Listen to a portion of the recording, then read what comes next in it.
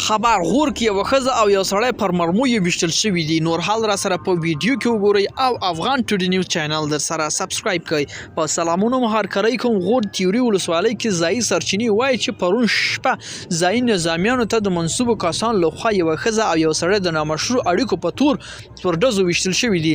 سرچینه شنبې د کاپر 21مه اشتې څو ورځپاڼې سره په خبرو کې وویل چې دا کسان د نامشروع اړیکو په تور ولسوالۍ په لعل سرخ سیمه کې پر ډزو ویشتل شوي دي.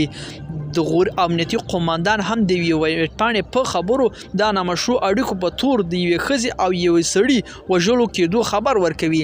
د غور امنیتي قوماندان ویلي چې دا ښځه او سړی د ښځې د خپلوانو له لوري وژل شوی دی.